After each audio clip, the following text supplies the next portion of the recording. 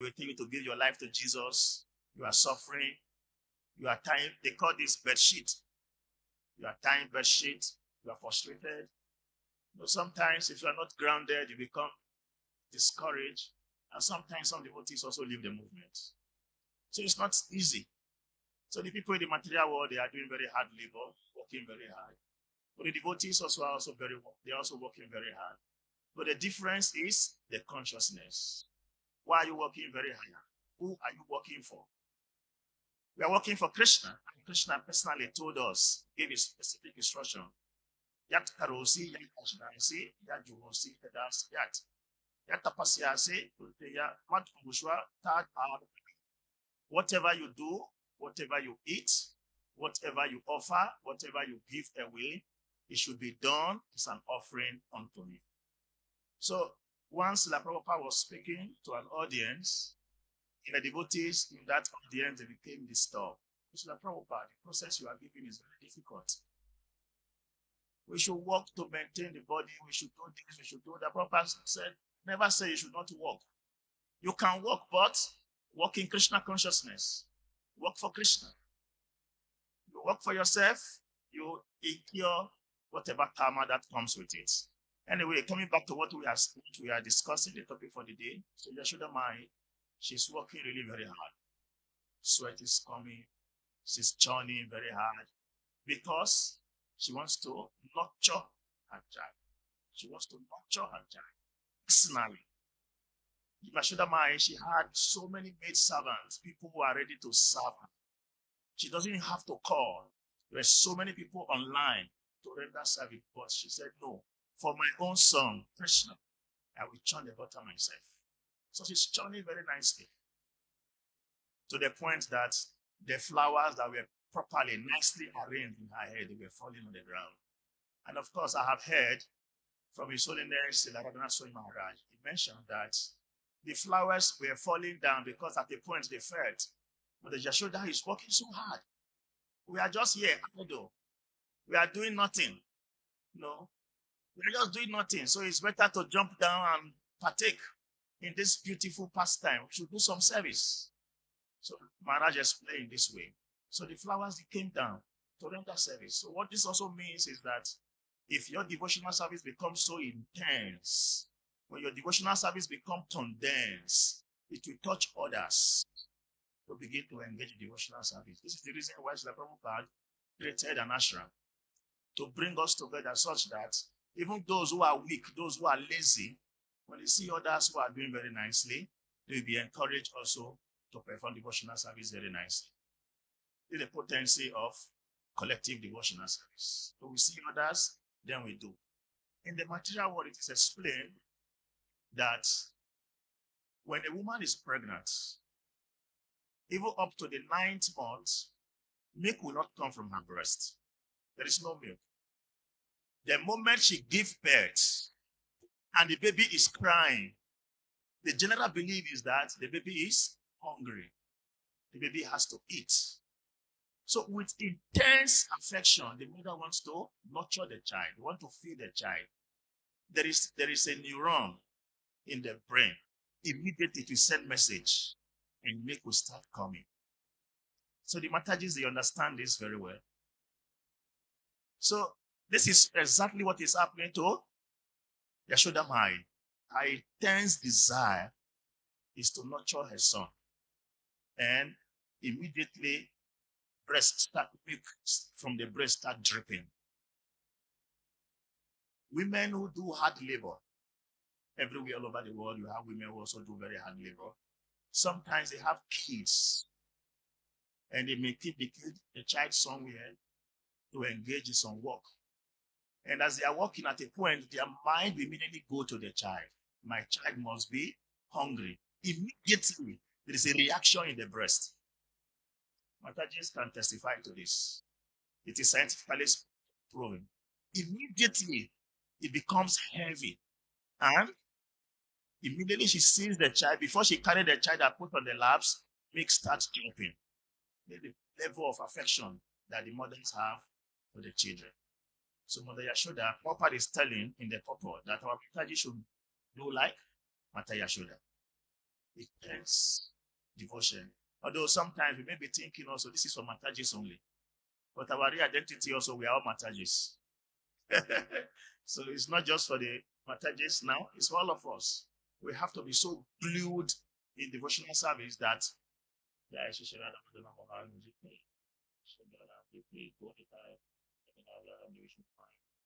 we should be so glued in devotional service that we become Krishnized. Become Krishnized means that the vibration in your body, everything in you, become Krishna conscious. Just like Srila Haridas Thakur. Srila Haridas Thakur's single offense was that he was chanting the Hare Krishna Mahamantra. Yes, that was his only offense. No other offense. And they wanted to kill him for it. And some persons were given the assignment to remove the holy name from his tongue. And Srila Haridas Thakur told them, my dear friends, if you chop my body into pieces, each piece of my body is chanting the holy name. So don't waste time. So this is a devotee. Devotee becomes so deep, absorbed in Krishna consciousness that even the shaking of his body is chanting the holy name. Everything about you becomes fully Krishna conscious. This is what Mata Yashoda is doing. Mata Yashoda, she had very special cow or cows that she takes milk from for Lord Krishna. Special, no other cow. And she specially, attentively, personally, she churns this milk for Lord Krishna. But we saw that Yashoda sometimes become angry with Krishna because I have this specially churned milk for you from the special cows when you leave home and go and stay. What is this? But she, with intense affection, maternal affection, she thinks he is my son and it is my responsibility to see that he is well cultured. And out of deep affection, she sometimes go after Krishna. And eventually when she gets hold of the hand of Krishna, instead of shouting and maybe flogging, like in Africa when the child misbehaves, you flog the child. It says, spare the rod and spoil the child. So this is what they say. So Yashoda Mai, though she is angry, she will look at Krishna, she will just shake her head, she will carry a pot of yogurt. Sit down. Take to your full satisfaction. You don't need to go anywhere. This is what she is doing. In her intense love for her son, she is ready to do anything. And here, she said she put on a belt. You know what it means? When you tighten your belt, it means you are ready for action. You want to go into serious business. Even sometimes just as an idiomatic expression. When you want to advise somebody to become serious, say, please buckle up.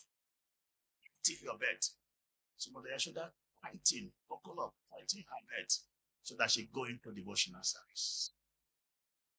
Of course, all the gopis in Vrindavan, they also had this kind of consciousness towards Lord Krishna.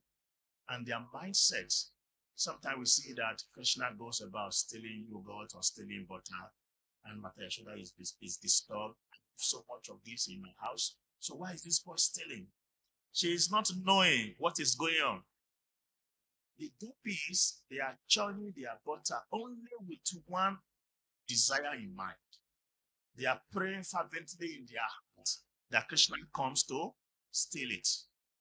So any day Krishna doesn't come to steal, it's a bad day. It means that the devotion is not high enough. So they are churning and meditating and singing. Yashoda also, she's churning butter, she's singing praises, pastimes of Lord Krishna. So when we say condensed milk, this is condensed milk, not the one you have in the bazaar. This is a real condensed milk, condensed with bhakti, intense love for Sri Krishna. The gopis are churning. Yashoda Mai herself, she's churning. Yashoda Mai wasn't churning butter because she is poor and she wanted to make money. No. Even though they are Vaishyas, they have to raise money. That was not her reason for churning butter. Her single reason for churning butter was to give to Lord Krishna. So devotees are working like every other person may be working, but the only reason why we are working is such that whatever we're doing becomes a support in our devotional service. We are not working because we are looking for promotion, we are looking for recognition, we want to amass wealth, whatever it may be. A devotee is doing whatever he's doing because he knows in his inner heart that whatever we are doing is supposed to be done for Krishna. Whatever you are giving is supposed to be given to Krishna. And whatever you get is given by Lord Krishna. Krishna said, Bhaktaram Jagatapasai, Satyaloka Maheshwar. So this is Krishna. Whatever you get is given by Krishna. And whatever you're giving, you are giving to Krishna. And we must give. Giving is part of the process of life. You must give out. So a devotee have this intense feeling that I have to engage in some activities with the only intention in my heart to please the Lord. And of course, we all know anything that we do that is not aimed at pleasing the Lord brings in some karma. So the Prabhupada explained that both pious and impious activities, they are all binding. So some people, they become so pleased, they are so happy that they are pious. Here in India, there are some names you hear, some family name, like Shyama, Yadav. If you are from Yadav family, you are so happy. You are from a exalted family. You are from Shyam family, you are an exalted family. Some people are so proud. I am born into a Brahmana family. And from birth, you put on the secret thread. And you go about eating fish. And engaging in so many other kind of activities that are not devoted to Krishna. Prabhupada said, no, it's not like that. You have to be qualified by your activities to be qualified. So our qualification is that we have cried to Krishna for so many lifetimes. We have cried. And now, by the special message of the Prabhupada, we have the opportunity to engage in devotional service. So intelligence means forgo every other thing. Remove every other thing from your mind. Just actively, intently, with full devotion, engage in devotional service. This process is not difficult. Prabhupada says it's not difficult at all. It's very easy. And of course, sometimes also, we were accused that the devotees are useless people. They don't have anything doing. They just come and sit down in the temple, take prasadam 3 times a day. So the Prabhupada said, okay, if you think it's very easy, come and join us. But somewhere else, the Prabhupada said this process is not difficult. And of course, Krishna himself said it in Bhagavatam chapter 9. He said it is what? Shishukam Atoma Bhyayam. If it is difficult, then it will not be joyful. But because it's not difficult, so it is joyful. And when you engage in any activity that is joyful, you will not want to give it up. Therefore, it is everlasting.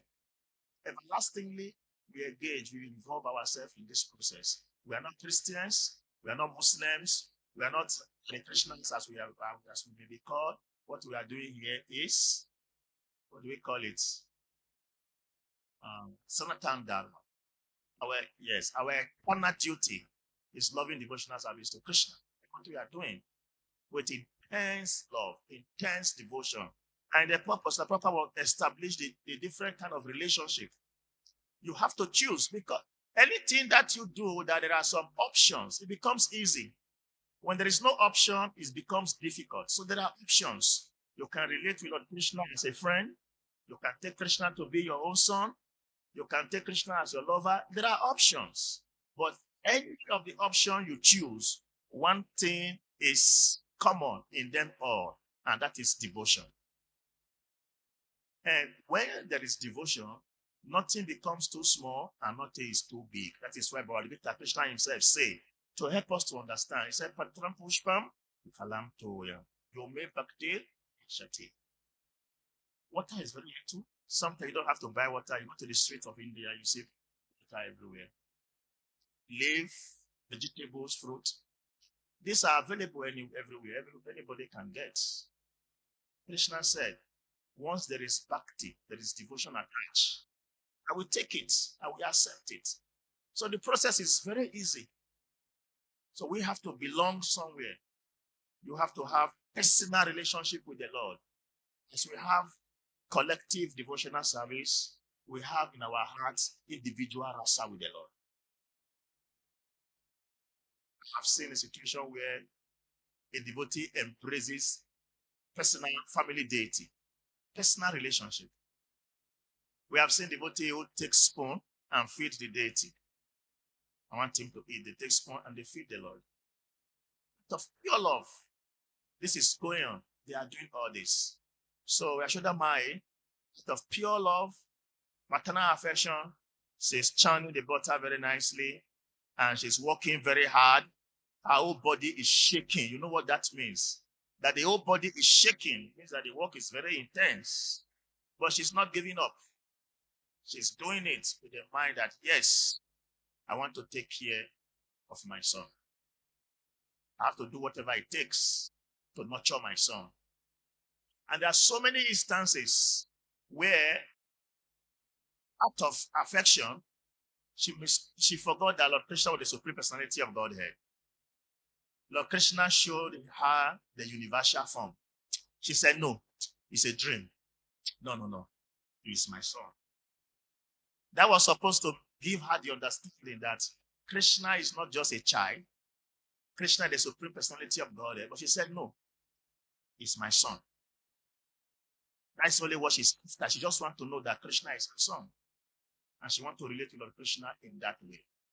Lord Krishna actually, he came into this material world to enact unlimited transcendental pastime so that all of us will have something to absorb our mind in.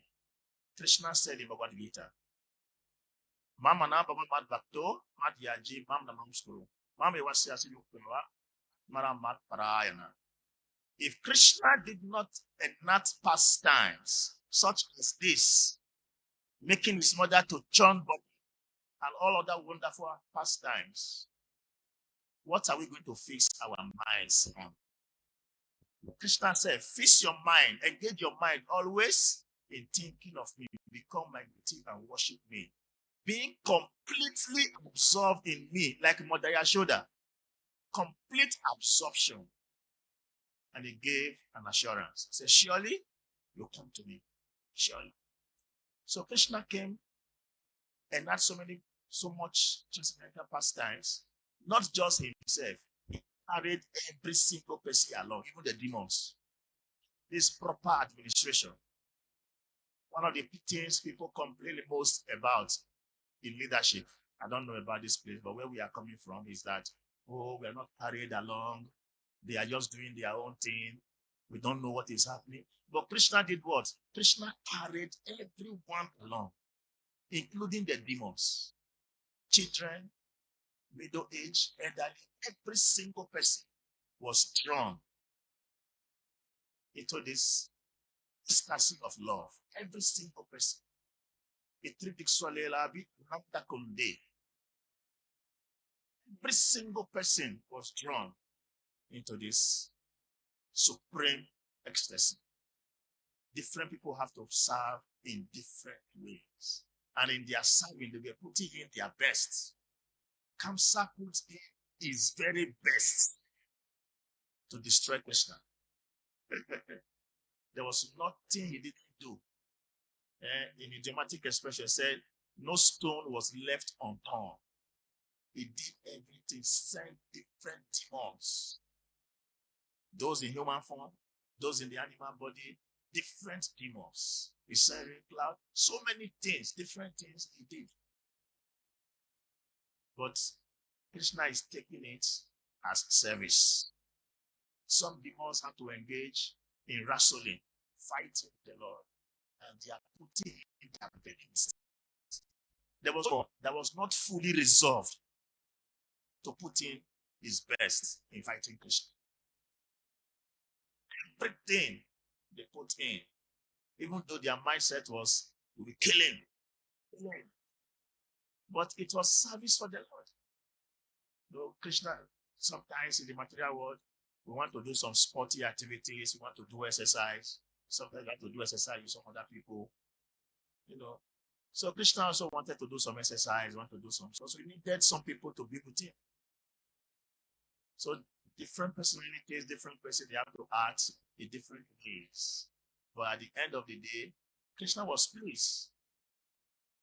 Krishna never looked down on anyone and think that, oh, it's not doing very well. Even the demons that we created, Krishna liberated them because they are acting as demons, but it was actually a service to the Lord. So we are learning from this verse that we should be very deep from the devotional service that we are performing. We should not do devotional service on the surface. Devotional service should not be done as a show, but to let me do for people to see that I am doing. It should be done with the intention that I want to please the Lord. Krishna said, he said to Arjuna, in all circumstance, be a yogi. In all circumstance, whatever happens, think of me. Think of me. And of course, I was saying, Krishna enacted all these wonderful pastimes so that the devotees will have something to think about and they will have something to speak about. By nature's arrangement, we have gotten a mouth, we have gotten a mind. So we must think and we must talk.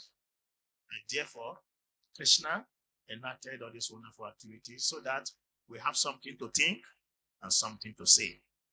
One of the Shatushloka mentioned, he said, Marchata Mangata Prana Bodayanta Parasparam Katayanto Mamnitya Kusyanti Charimana.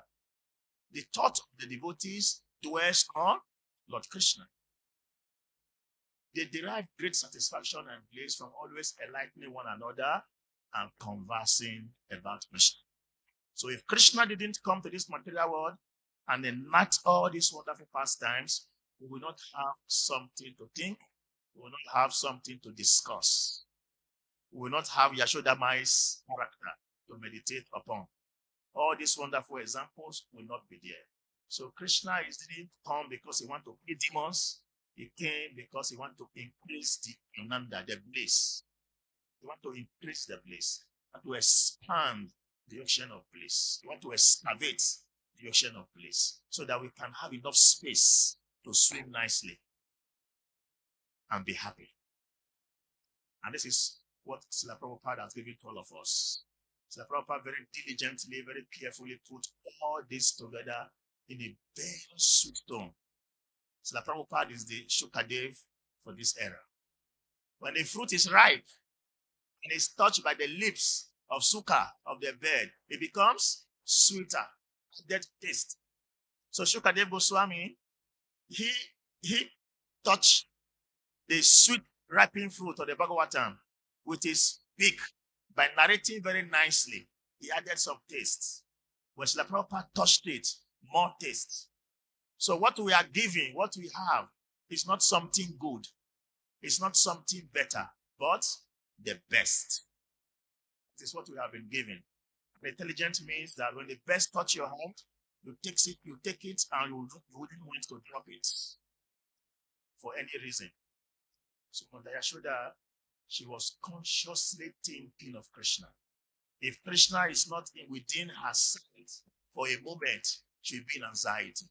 She'll be worried. Where is my Krishna? Where is my Krishna? Sometime Lord Krishna was going to the pasturing ground. And Lord Krishna was not wearing footwears. And Mother Yashoda called Krishna, come. You need to put on some footwears. You wear paduka or chakra. Krishna said, you are thinking very well, but I have all this number of cows. They are not putting on anything. So if I must wear something on my feet, they're not the cows too. They should put on something on their feet. But what am I actually saying? Mother Yashoda is so conscious of taking care of her son that she was attentive to every single little details. She was able to know, oh, my son is going out. There are no slippers in her feet. My son is going out. I have to pack lunch. Every single day she does this without giving up. So also, devotees have to be fully absorbed in devotional service every day. Not that at the point in time we become weak. We know that the modes themselves, they are fighting. And if care is not taken, sometimes the lower mode, they dominate the higher modes. But A devotee have to be attentive enough. That is the reason all this nectar, all these pastimes are there, so that we be kept in complete attention for the Lord. So we cannot speak so much about the love, the devotion of the Yashoda, but we have to constantly meditate on it and constantly see how we can better our devotional service by meditating on these wonderful pastimes of Mata Yashoda and every other wonderful devotee, the gurus, the sadhus, so that we can improve in our Krishna consciousness.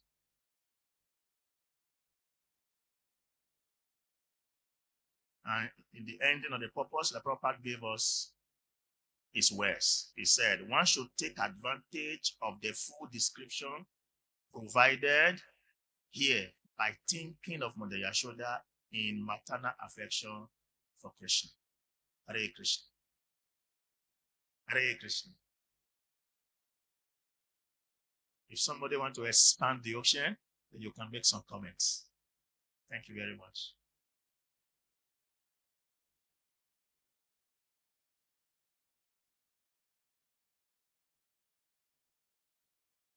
All right, thank you.